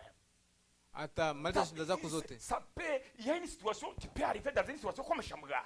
Unaweza fika mahali sawa ya Les Shamgari. démons t'attaquent de toutes Pepo parts. zinakushambulia fasi yote. Même tes enfants, même Hata ta watoto femme, wako na même mke tes wako voisins. na wajirani wako. Donc tu dis mais qu'est-ce qui se passe? Unasema ni Qu'est-ce kitu que gani j'ai fait? Non, ce nimefanya sont des nini? Philistins. Lakini Wafilistini, Prends la parole. kabata neno Agenouille-toi. na upige magoti, Humilie-toi. unyenyekee, Dis Seigneur mwambie Jésus. Mungu, Je mets mes mains dans les airs. mnatia nikinyanyua mikono yangu ndani ya Je mawingu, ne peux plus, Seigneur. siwezi kuweza. Toi-même, tu vois comment la situation. Na Mais je wewe sais que utaangalia rien hali. n'est impossible à toi. Lakini unajua hakuna kitu kinachowezekana Délivre-moi. kwako. Frère, dans la foi, le Seigneur va t'aider. Ça, je Ndugu, le crois de tout mon cœur. ndani ya imani Le Bwana Seigneur va atakuponesha. t'aider. Il ne va pas se tuer son enfant. Il ne peut parce que Dieu est lié à sa parole. Juu Mungu anashikamana na neno lake. Si tu veux, comme unapenda éprouver Mungu Si tu peux éprouver le Dieu, dans une situation donnée, mahali yenyewe inapatikana, prends une promesse qui correspond à la situation. kamata ahadi yenyewe inalingana Tutaona na ile kesho Samson hali. quand il a prié. Tutaangalia kesho. Prends une promesse Wakati qui kamata ahadi correspond à la situation dans laquelle tu yenye vis. inalingana Si tu es na hali malade, yenye uko dis ndani. Seigneur, Kama uko n'est-ce pas mgonjwa, que dans ta nasema parole Bwana, tu dis que par tes wewe médecins kwa nous neno sommes la guéris. kusema. N'est-ce pas toi qui l'as dit? si wewe ulisemaka Et Dieu la kupiga wao parole. tumepona. Maintenant où est, Na ukamate où est la neno. guérison? Sasa Je uponyaji crois yangu iko qu'à la wapi? croix tu m'as offert la guérison. Je le crois. mais- Ninajua kama kwa msalaba Uwe cette unipatia guérison uponaji. là. Uwe Sasa ile Seigneur. uponaji iko wapi? Et puis attends. Na ungojee. Prends le temps d'attendre. Kamata Parce muda que wa Mungu kungojea. akwambia, je vais te guérir dans 2 jours. Mungu hawezi kuambia Uta- atakuponya no. kesho. Toi tu dois attendre. Unapaswa ungojee kwanza. Il veut aussi éprouver ta foi. Na napenda Mais pime après imani tu yako. verras la guérison, frère. Après tu verras Mima le pale travail. utaona uponaji. Après tu verras la mer était agitée, mais tu verras encore le calme dans ta maison. Utaangalia mama alikuwa amekasirika, lakini utaangalia kimya ndani ya nyumba. Et tu as prié. Juu uliamini na Tu as ukaomba pris Dieu na au mot. ukakamata Mungu mu maneno yake. Prenez Dieu dans sa parole. Mkwe mnakamata Mungu maneno yake. C'est tout. Ni Et yeye. vous verrez comment il va agir. Na utaangalia. C'est oui ou c'est maï. C'est toi qui as dit ça. C'est toi qui as dit ça. Wewe unasema Maintenant, hivi, ukasema na hivi, ukasema na Seigneur. hivi. Sasa Bwana, où est ta main? sasa mkono yako Où est ta sasa iko wapi? délivrance? Ukombozi wako iko wapi? Et puis, Na ujinyamazi utaona. nyamaza. Dans la foi, tu verras, frère. Pitia imani utaona. Dieu ne peut pas laisser Satan prendre le dessus, non. Mungu hawezi kuachilia À moins shetani que tu ne sois pas son akutawale. enfant. Ama kama uko mtoto Ça, wake. c'est autre chose. Ile ni mambo Mes mengine. frères et sœurs, Lakini Shamgar, ndugu na dada, Shamgari il les a vus venir. waliwaona wakikuja. Alors je me suis dit, quand je Nikasema, méditais, wakati ça nilikuwa fait longtemps najiuliza. que je disais ça. Wakati Je me dis, mrefu ça fait nilikuwa très nasema longtemps, en tout cas, ça fait un bout de temps. Alors je Ilikamata muda cherchais mrefu. toujours qu'est-ce que... Alors Shamgar, frères et sœurs, Na je me suis Shamgari demandé pourquoi il n'a pas crié secours. nikasema kwa nini hakuomba Parce msaada? qu'il devait crier secours. Jua alikuwa anaomba Non, msaada. les secours peuvent venir d'où? Ils étaient divisés. Msaada C'est comme aujourd'hui, ilikuwa toi tu es un enfant de Dieu, tu vas appeler un pasteur baptiste pour venir prier pour toi. ni sawa Mais vile lui wewe déjà, il mtoto ne wa croit pas à la Mungu guérison. unaenda ambia Comment il va prier Batista pour kia kukuombea. Donc Israël était divisé, ils étaient dans la politique. Israeli Dans ilikuwa beaucoup de imegawanya na iko ndani ya politiki mu mambo ingine Amen. ingine. Il n'y avait Amen. pas de secours. Hakuna À part msaada l'Éternel lui-même. isipokuwa Bwana mwenyewe. Amen. Amen. Alors, il n'y avait pas mal. Mais Shamgar, Lakini il Shamgari soit il devait fuir aussi, ama angeweza kukimbia vile, mais il n'a pas fui. Qu'est-ce qui lui a... pourquoi il a résisté? Pourquoi il n'a pas fui? C'est parce que, frères et sœurs, le secret est dans la parole de Dieu. siri iko La ndani ya neno la foi. Mungu. Il Imani a reconnu qu'il est un fils d'Abraham. alitambua kama yeye ni mwana wa Abrahamu. Il croyait que Dieu lui a donné ce pays Akaamini kama comme Mungu alimpatia héritage. ahadi gisi urithi. Aujourd'hui, si tu perds ton pays, Na leo kama na quel autre pays poteza va t'accepter? Nous nchi sommes yako. nous sommes des étrangers. Tuko hapa Moi, j'ai lakini tuko respecté, bageni. mais je crois que je n'ai pas les mêmes droits que les Canadiens. lakini mimi Safi. najua ya kama sina haki sawa vile Mkanada. Frère Mathias, kuko vitu hatuwezi fika hako. Il y a des choses qu'on ne peut qu'on s'arrête. Wanasema ubia batakuuliza On peut te demander tu es Canadien, n'est-ce uko pas? Mkanada Uko ndio. na passeport tout. Uko na Même passport. wanakuuliza tu es Peut te africain de demander. quel pays? Te uko quand- Mwafrika wakati wa nchi unamwambia, gani? mais moi je suis Canadien. Wakati Non. namwambia hapana uko Tu es Mkanada un basi. Africain de quel pays? Uko Mwafrika wa nchi Hata gani? kuitikia kama uko Canadien. Hawatakuitia Et mko pourtant Mkanada. ils t'ont donné la Na citoyenneté. ijapokuwa walikupatia nationality. Donc si tu es intelligent, il faut kama uko comprendre ces na choses. akili unapaswa Il y kuelewa a ile des mambo. travails, certaines fonctions. Kuko makazi yenyewe hawezi kukamata Malgré que tu as la citoyenneté. hata kama uko na ile uraia. C'était juste un privilège peut-être banakupatia, mais Ni sawa vile tu ka ne bahati peux pas wanakupatia, devenir un Canadien de souche ou non. hawezi kuwa mkanadia wa C'est pourquoi hali ya yule. Hapana, chacun de nous doit avoir son pays. kila mtu anapaswa kuwa na nchi yake. Hata banatukimbiza, mais nous avons Hata un chez nous. bana tukimbiza, Amen. tuko na kwetu. Na kwetu iko ni pas comment je peux dire, ni pas kubwa. C'est trop grand. Frère, non, ni pas kubwa. Frère Branham disait, même si les États-Unis étaient dans la merde, hein, il disait comment ils ont abandonné Dieu. Mais il disait, j'aime vivre ici aux États-Unis, c'est chez nous. Alikuwa na C'était un Branham alikuwa anasema Parce qu'il kama n'y a pas anapenda un ishi autre Marekani pays juu qui ni peut kwako. être chez toi, à Juu part hakuna là où mtu tu es né, là où tes mwingine parents. mwenye anaweza ishi kwako isipokuwa Amen. tu ni wewe. Hata inakuwa mbaya, il y a la pauvreté, mais c'est toujours Hata chez kunakuwa toi. umaskini. C'est là que tu Na- peux te sentir Ni vraiment. pale je tu suis ndio chez moi. unapenda kujisikia mzuri juu ni kwenu. Amen. Nous sommes les enfants de la parole. Chez Tuko nous, c'est dans la parole. watoto wa neno, Alors, ni quelque kwetu chose ni qui ndani ya vient nous neno. bousculer, Hata kama mtu anakuwa nous éloigner de la parole, anakuwa kutosha ndani ya au neno, lieu de fuir, pale ya il kukimbia faut combattre. inaomba tupigane. C'est la vie ou c'est la mort. Ni kufa na kupona, C'est la vie ou c'est la mort. ni kufa na kupona. Alors, Shamugar s'est reconnu, il a dit non, je suis un fils d'Abraham. Shamgari akasema niko Abraham est mtoto mon wa Abrahamu. ancêtre. Ye Il Abrahamu avait la ndio même foi que j'ai. iko J'ai alikuwa na été circoncis. imani La sawa yenyewe ilikuwa circoncision, na c'était la preuve kutahiriwa que sawa la vile foi yeye, a été agréée. na ile kutahiriwa Abraham ndio imani prie ilikuwa Dieu, imekubaliwa. Et Abrahamu cela akaomba aussi Mungu, était à justice. Mais la Bible dit, na Biblia inasema Dieu lui imposa aussi la circoncision. Mungu Pour akamshurutisha reconnaître que kutahiriwa, sa foi a été agréée. kusema imani yake Aujourd'hui, ipate la kukubaliwa. circoncision, c'est le type d'un chrétien rempli du Saint-Esprit. Leo kutahiriwa Quand Dieu ni te donne mfano wa son esprit, Mkristo mwenye Il ashajaa Roho te scelle, Mtakatifu. c'est pour Wakati montrer unapata Roho que Mtakatifu ta foi a été agréée. anakutia muhuri ya kuonyesha kama imani La yako foi en sa imekubaliwa, parole. Pas la foi mélangée. hapana ile imani ya Non, la mchango, foi pure de la, imani de la parole. kweli kweli Fondée sur la parole. ndani ya neno, Et Dieu pour vraiment te na sceller, Mungu anakutia il te muhuri donne un signe, anakutia le muhuri Saint-Esprit. ya Roho Donc, Mtakatifu, huyu ni wangu, tu deviens un avec Dieu. unakuwa mmoja pamoja Et celui qui te touche, na Mungu, touche Dieu. na mtu akikugusa Donc, anagusa Mungu. Shamugara a reconnu Na ça. Shamgari akajua Avant qu'ils arrivent, hein, Belle des à fois, Akuje. je peux le voir, ça se passait dans son cœur. akosi vilikuwa vinapitika ndani ya moyo wake, Alors ça lui donnait la force. akosi vilikuwa Parce que vinampatia quand il te tue sur nguvu. les promesses de Wakati Dieu, c'est ce qui unasimama te donne ndani la ya force, ahadi ya Mungu, frère. ile njia Amen. inakupatia nguvu. Satan, quand il Wakati il t'intimide, shetani il anakushambulia, te menace, il anakushambulia, essaie de te secouer, anajaribu mais kutingiza, tu lui parles de la parole de na Dieu. unamwambia jua neno la Mungu, Tu cites la promesse de Dieu. unasema ahadi za Mungu, Et il va reculer un peu. na utaona anarudia nyuma. Lui là, Nasema il huyu a la foi à la parole. iko na imani ndani ya Donc neno, sitamweza. Eh, Donc je- il a un mur autour de lui. iko na ukuta Je ne veux pas. mpembeni. Il va comment, mais si tu restes là, tu Ataangalia, dis c'est la vie unabakia ou la mort, pale. je ne quitte pas ici. Unasema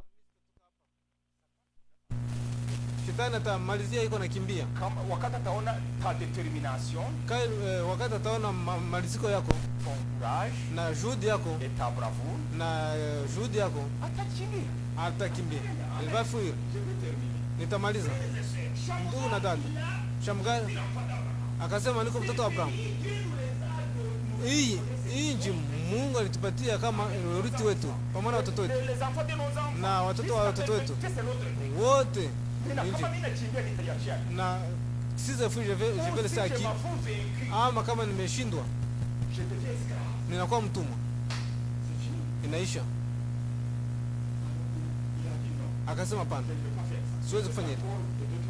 Walikuwa pale karibu mita 5, akasema nitaenda kupigana, lakini angalia, alikuwa hana, kulikuwa hakuna mkuki na hana kitu chochote, hana chochote. Na sasa Roho wa Mungu, Biblia inatuambia wakati Mungu anaona kama uko na nguvu, unakamata juu ya ahadi yake,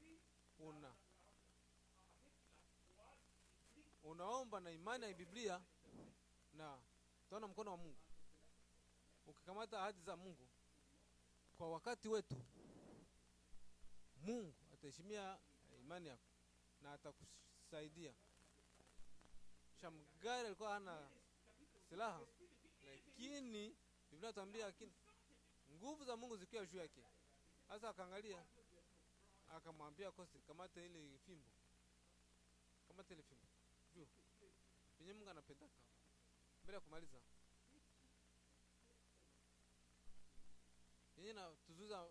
kwetu na Mungu ni kutaka yetu. Tutaangalia ile mambo kesho. Juu mtu wa kweli wa mwili wakati anaangalia wajeshi anakimbia na kutaka yake.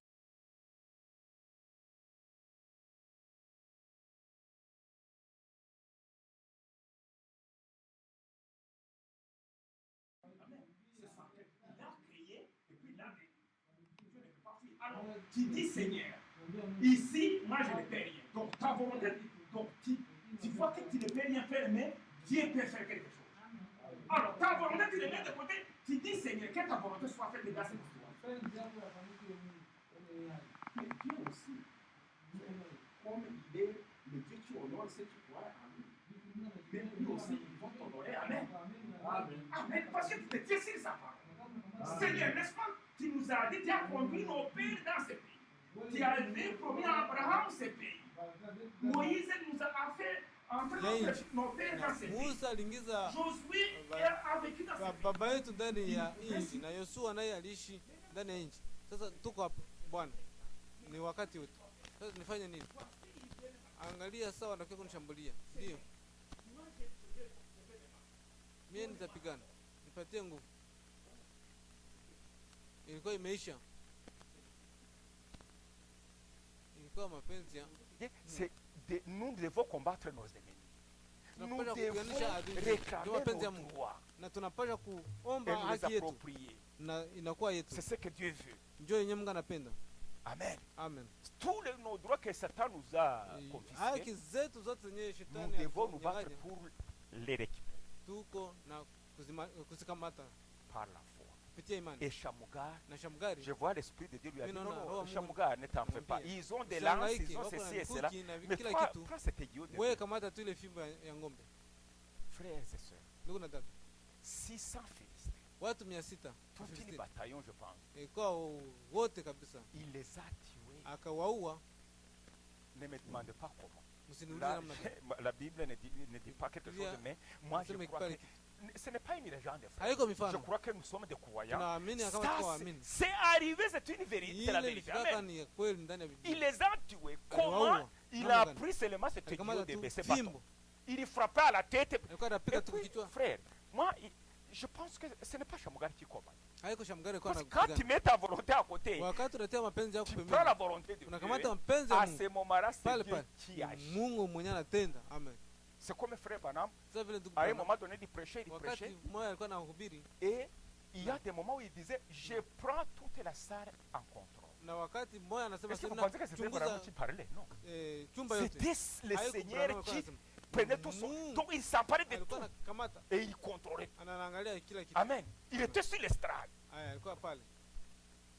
Et là, il pouvait voir ceux qui sont malades. Il Na- pouvait na voir wale wenye wanagonjwa ceux pale. qui... Venye l'ombre wana- de la mort était sur des gens. Frère Branham le disait, ce n'est pas lui. C'est le Seigneur qui voyait ça. Haiko Parce Mungu. qu'un homme normal ne peut pas voir. Alikuwa anaona Non. vyote. Voir Satan, il le voyait. Kuangalia shetani anamuona. C'était le Seigneur qui prenait le contrôle. Ile ni Bwana Mungu Et mwenyewe. Shamugar, quand il a eu le courage, Na et puis frère, Shamgari wakati alipata avant de shuhuda. terminer, Mbele ya kumaliza. lorsqu'une armée Wakati combat jeshi contre une autre, inapigana na jeshi ingine ou un royaume, ou une ama empire, ufalme, quand vous avez une cause juste, wakati mko na haki, une cause, kitu cha haki, munagombania ukweli, unagombania ukweli, Dieu est de votre côté. Mungu anakuwa kwa upande wenu, Et même dans le charnel. hata ndani ya mwili, Et puis ça vous donne le courage. na vinakupatia Ça vous juhudi. donne la détermination. Inakupatia Surtout, kumaliza. imaginez, l'ennemi vient vous Angalia, attaquer, un adui ennemi anakuja à côté, kushambulia, il vient vous attaquer. Anakuja Vous, vous kushambulia. devez défendre votre Unapaswa- pays, par exemple. wewe ku- Donc, vous, Tetea allez, haki vous, ya- vous nchi aurez yenu. beaucoup de courage et de détermination mtakuwa- parce que vous avez, si nous na- perdons ce pays, nous n'aurons pas un autre. mulisema kama mnapotea nje Donc, nous mtapata serons des ingine. esclaves. Maana tutakuwa watumwa. Nos femmes, on va les violer ou je Wow. ne sais pas. Wa- Et beaucoup d'autres choses. wake wote watawa- Alors, vous battez avec courage. mnapigana pamoja na juhudi. Amen. Amen. Même jusqu'au dernier, vous allez vous battre. Hata mpaka Et quand vous Fika wa êtes mwisho animé du mtapigana. courage na kama mnatia ile juhudi et de la détermination, Na c'est sûr kumaliza. que la victoire est assurée. na ushindi utakuwa Même, ni- même si vous pouvez perdre, évidemment, Ah, dans comment? toute guerre, il y a des morts. Mais Dans vous aurez le- la victoire. Amen. Vous aurez la vita victoire. mnakuwa vifo. Alors, Lakini Shamugar, lui, il mtapata, était déterminé. Il, ushindi. Ça, c'est notre héritage na Shamgari que akasema Dieu hii nous a ni donné. urithi Je wetu suis Mungu un enfant alitupatia. d'Abraham, je suis Niko mtoto wa circoncis Abrahamu, et beaucoup nishatahiriwa. d'autres choses. Na C'est vitu mon mbalimbali. droit de défendre Hii ce ni pays, haki mon yetu héritage. ku- Alors, Seigneur, viens-moi. kutetea haki yetu, na Bwana kuja mtusaidie. Le Seigneur est descendu. Na Bwana Parce qu'un alishuka. homme normal, tu ne peux pas tuer. C'est ça. Mtu wa kawaida hawezi kuua Peut-être watu ils mia étaient sita. derrière, ils attaquaient partout. Alikuwa wanashambulia fasi yote, Mais il les a tués tous, ce que la Bible dit. lakini aliwaua wote. Ndio vile Mais j'ai Biblia compris que ce n'est pas Shamugari qui combat, c'est Dieu. nikaelewa kama haiko Shamgari kwa C'est Dieu qui napigana, ni Mungu mwenyewe kwa anampigania. Et Na avec un aiguillon de un petit morceau pamoja de na bois, fimbo tu il ya frappait sur la tête, alikuwa anapiga ça kichwa, cassait les casques Ina- en airain. inapiga kichwa yote, Ça les cassait et ils mouraient. inawaua wote. En tout cas, si on pouvait voir comment ça s'est passé. Kama Mais tungekuwa c'est tunaona Dieu en tungeona action. jinsi C'est Dieu ilipitika. qui s'est battu Lakini pour Mungu alikuwa Shamgar. anapigana, pigania Amen. Shamgari. Il les a tous détruits. Aliwaharibu wote, Et la victoire, na ushindi je vois Israël a Neno été Israeli. délivré. Et la Bible dit, Biblia inasema il y a eu la paix, je pense 20 ans, si je kulikuwa continue à lire. salama ya miaka makumi Donc, mbili. Dieu Sasa Mungu Israël a été en paix Israeli ilikuwa pendant salama un certain temps wakati parce muda que leur ennemi avait été détruit. juu adui wake alikuwa amesha. Amen. Amen. Une fois, tu vas vaincre les démons de la peur ou les démons de la cupidité ou n'importe quel. Ukashinda pepo ya Si oga, ça kama- te tourmentait, kama ilikuwa nakusumbua hiyo une fois pepo, tu l'as vaincu, le Seigneur ama l'a vaincu, ukaishinda na tu Bwana vas sentir alishashinda, la paix dans ton cœur. utasikia salama ndani ya moyo wako. Amen. Amen. Et puis, Na tu sasa gagnes cette bataille, demain tu vas combattre un autre, tu uta- gagnes ainsi de suite. utapata ushindi na Tu kesho fais des expériences vile vile avec Dieu, unafanya mazoezi pamoja na Mungu, des expériences bibliques avec Dieu. na mazoezi ya Biblia Et pamoja na plus Mungu. tu deviens fort, Na kisi unakuwa nguvu, plus Dieu te donne des grades. na ndio vile Mungu anakupatia Amen. Jusqu'à ce que mpaka wakati on soit comme Shamgar. utakuwa sawa Shamgari. Voilà ce que Dieu a préparé pour nous. Angalia chenye Mungu Nous anatutayarisha. devons arriver Tunapaswa kufikia dans une dimension kile kiwango où nous n'aurons même pas besoin de prier. yenye hatutakuwa na lazima maombi. Comme les pierres. Il a dit au nom du Seigneur Jésus-Christ, Sasa lève-toi. tumjina la Yesu Kristo tusimame. Quand il a dit à Wakati alimwambia yule c'est le film qui était devant la yule porte de la kiwete mer à mbele ya Jérusalem. mlango, La Bible nous dit qu'il n'a pas prié. akuomba. Il a regardé seulement. Il a vu que l'homme avait la foi. Najua alikuwa Il lui a dit anajua au nom na du imani. Seigneur, lève. Akamwambia pas- mjina la Bwana Yesu Kristo simama.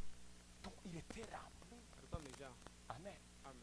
Dieu veut nous élever jusqu'à là. Mungu anapenda tuinue mpaka Nous juu. devons voler avec les ailes Tunapaswa kunyakuliwa pamoja na mabawa. et aller dans les hauteurs les Tuende. plus élevées Muhali yenye iko juu sana. pour communier avec notre Seigneur Tupate kushirikiana na Mungu wetu. et expérimenter la Na puissance tupate kupata ile mazoezi ya nguvu za Mungu.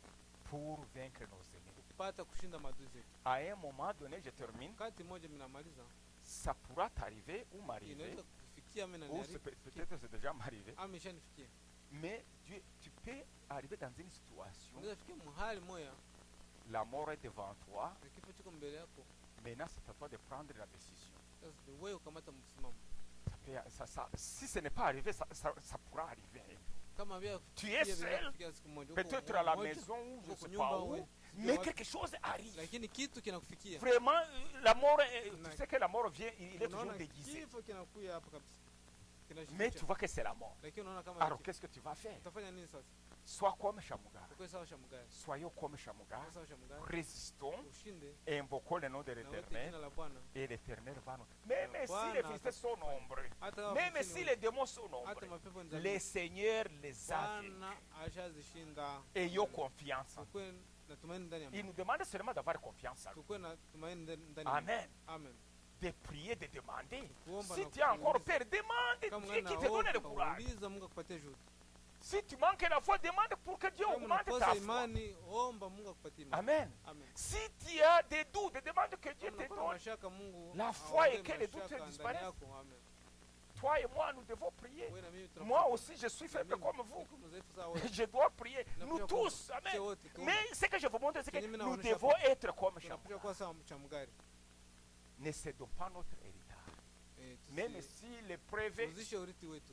est Hata énorme, kama majaribu comme ni 600 Philistins. mingi sana, Mais lakini que cela ne nous effraie pas, ile isitusumbue. que nous ne puissions pas abandonner notre foi, Nasema tutoke mwimani yetu notre héritage, la ndani ya parole, urithi wetu mais combattons. lakini tupigane. Ayons le courage. Parce que nous combattons pour une bonne cause. Tunapigania Nous kitu combattons fulani. pour une cause juste. Na tunapigana kitu La cha vie haki. éternelle, frère. Uzima wa milele. Amen. Amen. Que Dieu nous a donné. Mungu Alors nous inatupatia. devons combattre pour ça. Tupiganie jua ile. Amen. Amen. Amen. Alors, l'apôtre Paul dit, je Mtume Paulo termine, anasema il dit, si nous pouvons prendre 2 Timothée, je termine. Je termine par Timothée. mimi namalizia Timotheo. Timothée, 2 Timothée 4, Timotheo wa pili 2. vous avez gardé la patience, que Dieu vous bénisse, mais frères et sœurs, nous sommes dans une période très mauvaise. Tuko mahali Il y a beaucoup de choses qui nous... Le monde, il y a beaucoup de choses. tuko Alors nous devons mahali vraiment ambayo chercher la force. tunapenda kutafuta Nous tena devons nous nguvu. fortifier Tupate tena parce que nguvu. les épreuves et les Ndio tentations majaribu. sont nombreuses. Ni mengi sana. Et nous devons nous... Na tunapenda 2 kuwa- Timothée, Timotheo wa pili tutasoma chapitre 4, 4. tunamaliza hapo. On finit par là. J'ai combattu, ça c'est chapitre 4, verset 7 à 8. 4 mpaka 2 7 Timothée, chapitre 4, verset 7 à 8. mpaka 8. Tu as trouvé ça, frère Déo? Pas encore. Tu as trouvé? Ok. Que le Seigneur te bénisse. Alors, nous allons lire. Ça, c'est l'apôtre Paul qui parle. C'était à l'approche de sa mort. Alikuwa anakaribia. Munajua, l'apôtre Paul, alikuwa, il était à Rome, Alikuwa en Roma, prison, ndani ya kifungo. à l'époque de Néron, Wakati les ya- sanguinaires, les tyrans. Mais Néron était très... Il a tué beaucoup de chrétiens. Alors, celui qui l'avait fait emprisonner, Mwenye alimfunga. parce que, tu sais, les empereurs romains, ils disaient que ce sont les... Babonjoba Mungu. Donc les gens devaient les adorer. Walikuwa wanasema watu Ils ne reconnaissent pas d'autres dieux. Ils disaient que ce Walikuwa sont wajua eux les dieux. wengine Et que walikuwa wanasema wao ndio Mungu. les gens devaient les adorer comme des Na dieux. watu wanapaswa kuabudu Mais les Mungu. chrétiens ne voulaient pas ça. Les Lakini chrétiens ne Wakristo pouvaient pas accepter ça. walikatala ile mambo. Au prix de leur vie. Maisha yao yote. Amen. Non, je pense qu'il quand même donner leur vie à cause de ça. Pour Wafanye ne pas maisha yao s'incliner devant un yote homme, juu ya ile. un mortel, un Sasa sanguinaire. wasipate kuinamia mtu. Alors l'apôtre Paul, je pense que c'était Mtume ça. Paulo anasema, Il n'avait pas adoré Néron. Il hakuabudu prêchait la parole de mtu, Dieu. alihubiri Oh, neno la Mungu. d'autres dieux, bon, les incrédules les appelaient d'autres dieux, un Jésus, bon, avec des injures ou des mépris. C'est pourquoi on a tué l'apôtre Paul. Alors, il était dans la prison en attendant sa mort. Alikuwa ndani ya kifungo na Peut-être on lui avait annoncé la date, mais peut-être dans 2 ou 3 jours, il savait qu'il allait partir. Alors, il écrit à Timothée. Cette écriture est pour toi et pour moi aujourd'hui. J'ai combattu les beaux combats. Il y a des mauvais combats et des bons combats. Amen. Vous le savez. J'ai achevé la course. C'est pour dire que sa mort, j'ai achevé la course. Donc, il savait qu'il devait partir bientôt. J'ai gardé la foi. J'ai gardé la foi. Et puis, vous savez, l'apôtre Paul a affronté la mort plusieurs fois. Quand le serpent l'a mordu, vous savez, il était dans un bateau. Et je pense, je ne sais pas si c'est un moment où ils ont passé, il y avait des orages. C'était terrible. Lisez, il y a un chapitre, je pense, des Corinthiens, je ne sais pas, dans 2 Corinthiens, je ne sais pas, les chapitres, où il rate tous les dangers qu'il a. Il était en prison. On les frappait. On faisait tout. Donc c'est quelqu'un qui a affronté la mort plusieurs fois. Maintenant il dit, mais dans tout cela, il dit, j'ai gardé la foi. Gardez la foi, frère. Gardez la parole de Dieu. Ne cédez rien. Même si l'épreuve paraît énorme, ou la mort, parce que c'est le dernier ennemi de l'homme, c'est la mort, l'ultime épreuve, il dit, j'ai gardé la foi.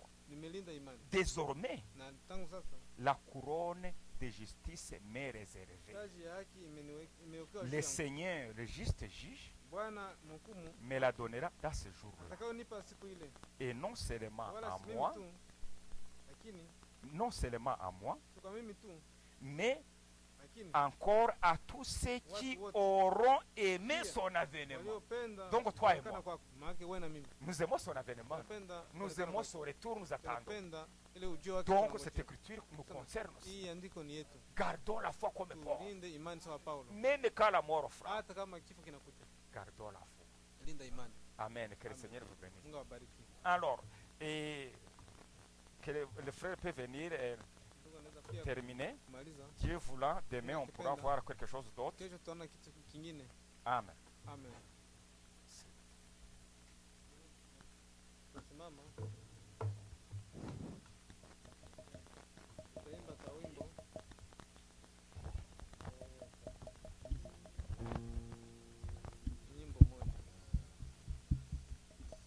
Le Seigneur fait éclairer mon chemin, sa parole c'est l'effet, sa parole, sa parole, sa parole.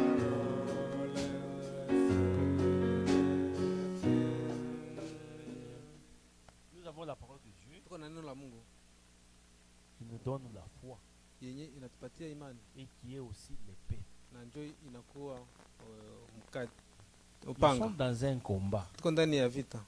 Prions ensemble pour que le Seigneur puisse nous aider dans notre marche chrétienne, afin que nous puissions aller de victoire en victoire. Comme nous avons lu la Bible, avec Dieu, nous ferons des exploits. Prions ensemble. Seigneur notre Dieu, nous croyons tu es le Dieu de ta parole, tu es le Dieu des miracles. Nous te prions, Seigneur, de bénir chaque frère, de bénir chaque soeur qui a été ici, qui a laissé son temps, Seigneur. Et nous avons écouté ta parole. Nous croyons que tu ne changes pas. Tu as combattu pour tes enfants dans la vie. Tu leur as accordé la victoire. Tu as combattu pour Paul. Chamougar, Seigneur, comme nous avons écouté d'autres héros, Seigneur.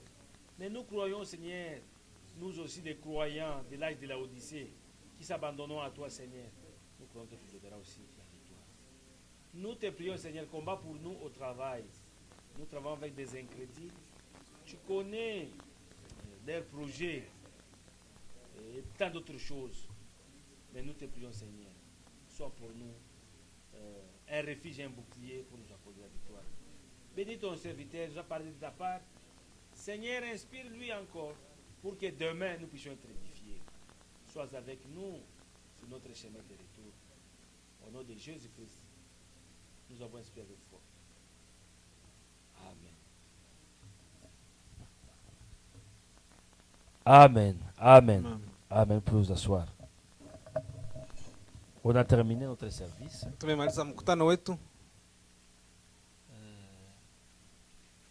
Mwamba, que le Seigneur te bénisse. Mwamba, Mungu akubariki. Nous sommes contents de te voir un samedi. Tunafurahi kukuona tena samedi unakuya kukanisa. Nous avons terminé le service. Tumemaliza mkutano. Mais j'ai deux annonces. Lakini nakuwa na matangazo mawili. C'est juste rappeler les frères avec qui on devait travailler sur les statuts de l'église. Kumbusha wenye tungetumika nao juu ya kusema tupate ile kama ndio statut ya église. Parce qu'on doit faire une réunion après le service. Tutakuwa na mkutano kidogo nyuma ibada. Ouais, c'est ça. Donc si vous avez des familles à déposer, kama uko na jamaa kwenda kwa kuweka kunyumba, vous pouvez les déposer. Unaweza kuiweka. Et puis vous allez revenir. Kisha unarudia. Je pense que ça va, frère. Frère Kana, c'est bon. Frère Déo. Ouais, donc vous pouvez déposer la famille. Puis moi, je vous attendrai ici, pas de problème. Je attendrai même à 19 et je vous attendrai. J'attendrai votre arrivée. Et puis après, j'aurai encore une réunion avec la chorale. Donc on va juste chanter un cantique. Vous allez sortir dehors. Et puis je travaillerai un peu une réunion avec la chorale. Demain, venez encore pour écouter la parole de Dieu. C'est des bons enseignements. Nous vivons dans un combat. Aussi longtemps que nous allons vivre sur cette terre, nous allons être dans un combat. Même si tu pars en Afrique, peu importe là où tu partiras, il y a toujours un combat. Même la vie elle-même. D'abord c'est un combat. Il faut combattre avec la foi. Alors quand nous écoutons la parole de Dieu, ça nous fortifie. Malgré les épreuves, on a toujours la foi que Dieu va nous accorder solution. Maintenant on va chanter le dernier cantique et les frères vont passer les paniers d'offrande.